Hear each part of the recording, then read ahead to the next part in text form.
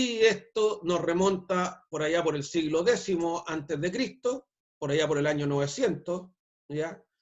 En el cual Atenas, que era de las primeras que tenemos registros políticos eficientes, se generó, como todas las comunidades, por familias, por clanes, ¿ya? Así nacen las comunidades. Se crean las familias, ¿cierto?, de las cuales se tiene registro, se crean los clanes, se crean las tribus que agrupan familias y eligen a una autoridad. Igual a lo que nos pasaba a nosotros en América antes de la llegada de los españoles, ¿cierto? Ustedes saben que nosotros descendemos, a mucha honra, me encanta, descendemos de una raza mapuche, araucana, también en el norte de una raza que tenía alguna influencia inca, alguna influencia aymara, ¿cierto?, en el altiplano, pehuenche, picunche, perdón, la gente del norte, sí, eran picunches, y también se agrupaban en familias, se agrupaban en tribus y elegían algún tipo de gobernante. Y cuando existía un peligro muy grande, nosotros, los mapuches, para contextualizar acá en la zona donde estamos ubicados nosotros, ¿cierto?, los picunches, más o menos nosotros, y los mapuches, que son un poquito más al sur, elegían un gobernante que le daban poder sobre todas las tribus, cuando existía, y este era un toqui. Se elegía un toqui, ¿cierto?, que era el gobernante para nosotros, que tenía el poder sobre toda la población para enfrentar una amenaza grave. Esto nos da a entender que las organizaciones políticas han sido estructuradas desde tiempos más remotos y por diversas comunidades, ¿ya? ¿Por qué estudiamos nosotros a Atenas y no estudiamos a la organización Inca o a la organización Mapuche? Porque en Atenas es donde se fueron dando las mejores perspectivas para estas organizaciones, donde se fueron entregando las mejores recetas para organizarse, ¿ya? ¿Cómo evolucionó esto? Desde sus orígenes, que insisto, que las personas se agrupaban en las familias, ¿cierto? Las familias se mantenían unidas, se hacían demos, que eran las pequeñas familias en Atenas, o gens, que eran unas familias un poco más grandes, se agrupaban y llegaban a la polis. Finalmente se agruparon en ciudades. Vieron las personas que viviendo en comunidad se podían obtener mejores resultados, lo que Aristóteles traduciría posteriormente en que podían ser más felices, podían enfrentar de mejor manera a sus adversarios, podían estar más protegidos, podían producir más. Se crearon esta suma de gens o suma de demos, que son las polis, que era la principal entidad ateniense. ¿Y quién gobernaba las polis? Aquí dice, fue evolucionando desde una primitiva monarquía, ¿ya? Normalmente se elegía uno, que era el padre, el pater de familia más numerosa, ¿ya? Y cuando se dieron cuenta que la organización funcionaba, era mejor elegir a los aristos, a los más dotados, a los más sabios, y de esta pasó a lo que Clístenes después llamaría la democracia. Así fue como evolucionó la autoridad en Atenas. ¿Cuáles fueron los primeros? Como lo hemos señalado, los primeros que gobernaron fueron monarcas, fueron pater de familia. Y así nos remontamos al año 650, donde para evitar abusos de poder de este monarca, se crea la idea de escriturar las leyes, de generar un cuerpo normativo escriturado que hablara de la organización política, ¿ya? Y esta organización, se tienen antecedentes del primero de los gobernantes atenienses, que fue Dracón, ¿ya? 621 a.C., muchos años antes que se tengan registro de los gobernantes romanos, 621 a.C., y hace un código de leyes, este gobernante con sus asesores, también todos atenienses, ¿cierto? Hace un código de leyes que se conoce hasta el día de hoy como el Código Draconiano. ¿Y a qué nos lleva el término draconiano, queridos colegas? ¿Quién ha escuchado el término draconiano? Cuando una ley es draconiana. Es muy Cuando una dura. ley es muy severa, muy dura. ¿Quién dijo eso? Pierre. ¿Quién? Pierre. Pierre. Perfecto, Pierre. draconiano... De hecho, usted lo dijo en una clase y dijo que la anotáramos. Ah, ya, ya. Entonces, el término draconiano hace alusión a un cuerpo normativo, a una ley que es demasiado estricta, ¿ya? ¿Qué quiso Dracón con estas leyes? Es propender a una igualdad, que todos se pusieran bajo el paraguas del ordenamiento jurídico.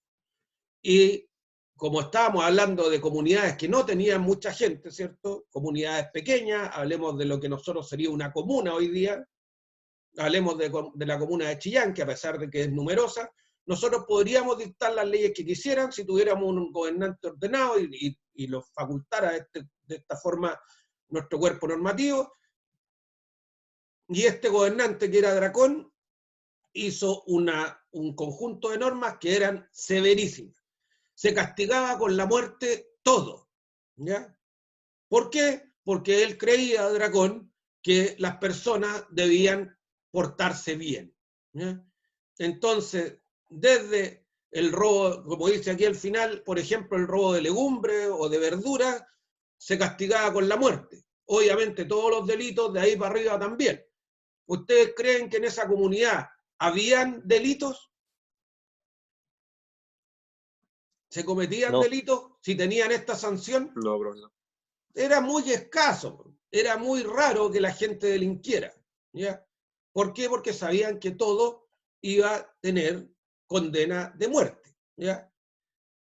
Entonces, ahora, nosotros tendríamos severos problemas con derechos humanos si castigáramos todos los delitos con la muerte. Pero, y esto no es avalar un sistema de esta forma, pero yo les aseguro que viviríamos, las personas que no delinquimos, viviríamos tranquilitos. ¿Eh? Los delincuentes lo pasarían muy mal, nosotros viviríamos súper tranquilos. Esas son las leyes draconianas, no con leyes estrictas donde todo se sancionaba con la muerte. Esos son los primeros cuerpos normativos de los cuales se tiene conocimiento como organización política, ¿ya? Bien, no se confunda Dracón con Talión, que también son otros cuerpos normativos que son más bíblicos, ¿cierto? En el cual se habla de que el que a hierro mata, a hierro muere, el ojo por ojo, que es la ley del talión, que son, yo se los cuento esto como anécdota, porque ustedes deben saberlo también, como colegas míos, ¿ya? Leyes draconianas, cuando nos referimos a una ley draconiana, es que estamos hablando de una ley muy estricta, ¿ya? Cuando los congresistas dicen, no vamos a impulsar el control de identidad preventivo, ¿ya? Porque es una ley draconiana. Se refiere a que son leyes estrictas, que quitan garantías a las personas, ¿ya? Ahora, diferente cuando dicen, no, esta ley se parece a una ley del talión, ¿ya? Ley del talión es, muy coloquialmente, es ojo por ojo.